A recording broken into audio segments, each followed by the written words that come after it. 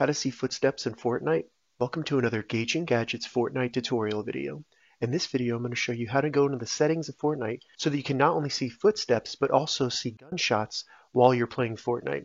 And if this video helps you, please consider giving it a like and also subscribing to my channel because that really helps me out. All right, so to get started with seeing footsteps in Fortnite, the first thing we need to do is open up Fortnite, and then from the main menu here, select your avatar in the top right, and then go down to the bottom of the menu and select the gear.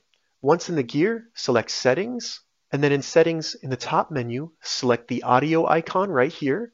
Once we're on audio, go down to sound and find visualize sound effects. All we need to do is toggle that on, and then we can close the settings. Make sure you save the changes that we just made. And now when you play, you'll see not only footsteps, but you'll see gunshots and also chests. All right, so that's how you see footsteps in Fortnite. If you have any questions about this, leave a comment below. I'll get back to you as soon as I can. If you'd like to see more Fortnite tips and tutorials, check the links in the description.